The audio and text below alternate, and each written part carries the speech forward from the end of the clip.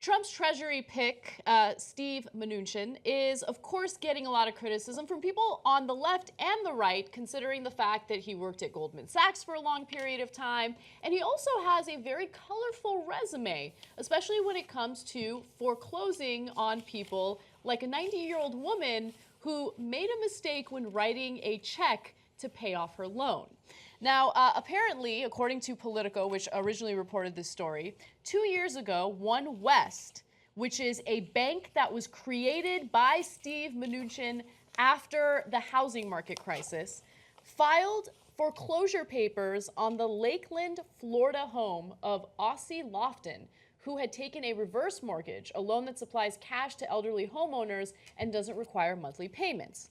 Now, after confusion over the insurance program, or insurance coverage, I should say, a OneWest subsidiary sent Lofton a bill for $423.30.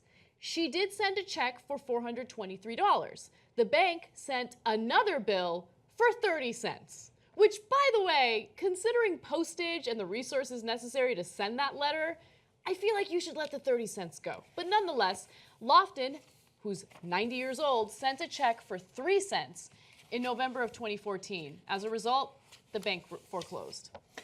So if you're having trouble with the math there, 27 cents. Yes. 27 cents is what they led them to foreclose on our house.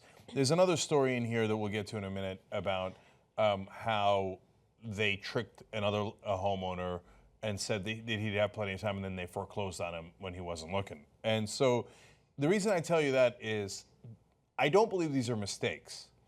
I think that these are intentional. Absolutely. And remember that, so let's go back here for a second. This guy bought this company, IndyMac, which was a disaster. I don't know if you guys remember, but I remember covering the story back in the day. They're the ones who were the worst of the worst. Gave out the worst kind of loans that had no chance of being paid back, et cetera, just so they could make bonuses. They got to keep all their bonuses, and then they left the American taxpayer with a giant bill, which we'll explain in a second.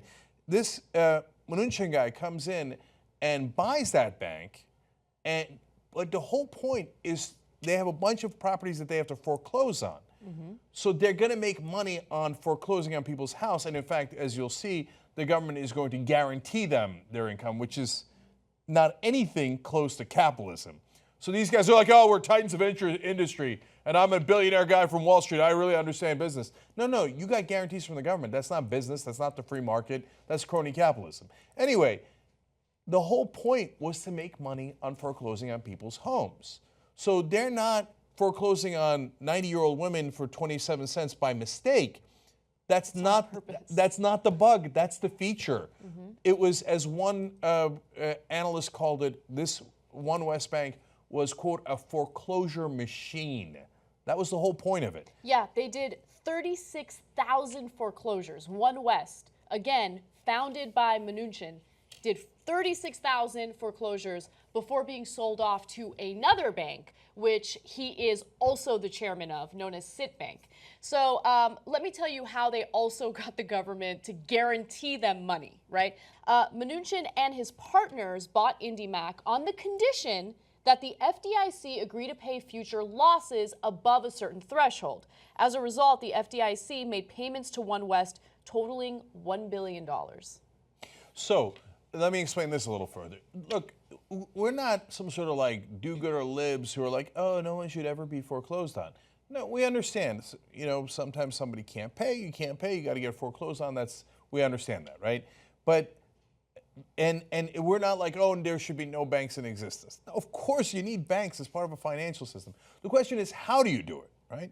So in this case, IndyMac, the reason they went bankrupt in the first place and the government had to find them a buyer was because they're like, we don't care if this is going to obviously lead to foreclosures, because in the beginning you don't have to pay that much, and then the payments balloon on you, as an example of one of the ways that they structured the loans, and boom, you have no chance of paying it because I know I had you fill out documents where I know you couldn't pay it, right? Yeah, you don't have the income to pay it. That's right. So, but I don't care because I'm making the bonus right now. I made the bonus as soon as you sign the piece of paper. So when it blows up later, I don't care. I'm going to just stick the bill with the American taxpayer. And then Ms. Mnuchin guy comes in and goes, all right, here, give me IndyMac. I'll call it OneWest. but I don't ever want to lose money on it. So if I'm going to make all this money from foreclosing, but if in that process I can't foreclose on all of them or I lose some sort of money, I need the American taxpayer to guarantee my income. So the American taxpayer put in over $1 billion so that this guy could make more money foreclosing houses. Oh, I'm so happy that we elected someone who's really going to sock it to Wall Street, though. The guy who's a populist and going to drain the swamp and who's going to look out for the average guy. No. All he's doing is putting his billionaire friends in. Like him, all they ever did was run scams. Now, remember, when Donald Trump was campaigning, he had very harsh words for Ted Cruz and Ted Cruz's ties to Goldman Sachs, specifically to Goldman Sachs, right? Oh, Ted Cruz's wife worked for Goldman Sachs. Ted Cruz got all these low-interest loans from Goldman Sachs. How dare he? In fact, if you forgot, maybe we should take a look at a video from him on the campaign trail. What he wanted to do is say, I will protect you from Goldman Sachs. I will protect you from Citibank. And I will protect you for the banks because I'm Robin Hood and I'm this wonderful senator and I'm going to protect you for these banks. And then he's borrowing from the banks. And by the way, he's got personal guarantees and he got low interest loans. They're low interest. And now he's going to go after Goldman Sachs. Doesn't work that way. Goldman Sachs owns him. Remember that, folks. They own him.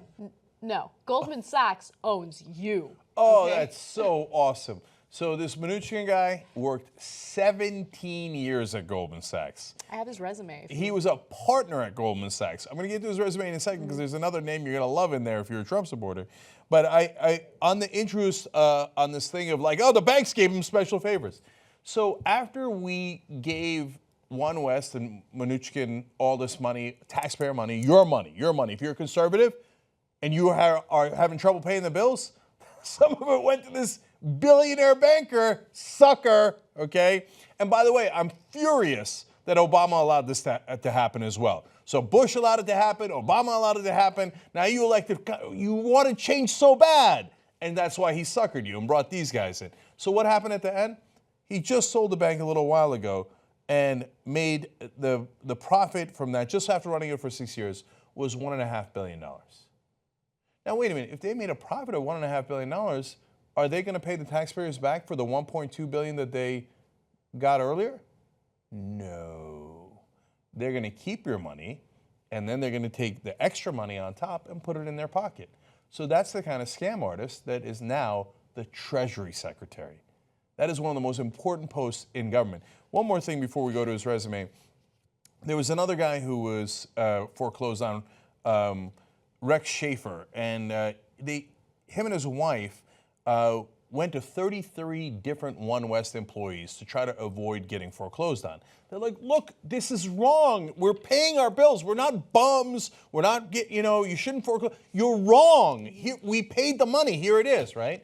And they're like, oh, we'll get back to you, yada, yada. And a vice president at OneWest finally got back to him on February 17th of 2011 and said, quote, I'm going to get you a 60-day extension on the sale date so we can work this thing out. You know what they did? They foreclosed his property the next day and sold it. Unbelievable. 86-year-old man who had been living in that home for 50 years. And they said, sorry, we already sold your house. It's gone. Get the fuck out, okay? Now, you want to know something that's heartbreaking? That guy voted for Trump. And he said, oh, I hope he doesn't put Mnuchin in as Treasury Secretary because that guy couldn't even run a bank, and now we're going to ask him to run the Treasury Department. No. You missed it, Rex. I love you, brother, but he wasn't picked because he didn't know how to run a bank. It's not like those were clerical errors. They did it to you on purpose. The whole point was that it was a foreclosure machine. You think that vice president was like, oh, oops, golly gee, did we sell his house? No, they knew what they were doing. They sold your house out from underneath you on purpose. And now that monster is your Treasury Secretary because you voted for Trump. Look, I don't want anything bad to happen to these folks. I mean, I don't know how in the world you get Rex's house back because somebody else has it now, right? Mm-hmm. But to put the guys who did this for a living in charge of our economy, it's mental. Now, finally, Anna, give him his resume, because if you didn't see it on the day that he was selected, we told you some of the places he worked. There's one in particular that you're going to love outside of all of this. All right, here's a list of his jobs with the most recent to least recent. So he was finance chair of Trump's 2016 presidential campaign. And that's why he got the job, because he got the bribes that Donald Trump needed. So he's like, oh, great, fine, then you're in. He is both director and chairman of CIT Bank, which of course purchased OneWest. Okay, so that kind of makes sense. He's the vice chairman and CEO of OneWest Bank Group. That was until 2015. Also chairman and co-CEO of Dune Capital Management. That is a hedge fund. I was told by Donald Trump that hedge funds were the worst. Oh, what about this one, though? Portfolio manager for Soros Fund Management. Yeah, no, that's not a different Soros. That's not Bob Soros. That's the George Soros. CIO of Goldman Sachs from 1999 to 2002, and then head of mortgage department at Goldman Sachs from 1985 to 1999. So I don't think there's anything wrong with George Soros. There's these insane conspiracy theories proven by absolutely no evidence that we get money from George Soros. I'm not saying no to his money. I just haven't gotten it. Okay. So, but I think that he's done great work, by the way, in fighting communism, and he's, I don't know if you know this, he's a giant financial player. He's very pro-capitalist. So you get all this propaganda from Fox News and the Republicans and stuff, but he loves capitalism, he practices capitalism, he fought against communism, and now, yes, he contributes to progressives, although he still hasn't found us. Okay, so I think he does wonderful work on his giving. But you Republicans think he's the worst. You've been told over and over again, George Soros is the enemy.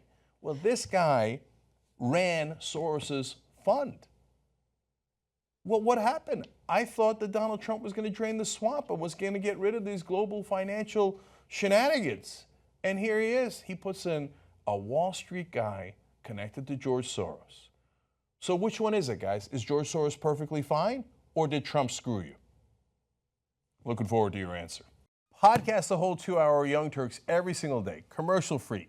All-Star Tuesdays, Aggressive Progressives, Old School, Post Games, TYT Classics. You get it all with membership. Do it now. TYTnetwork.com/join.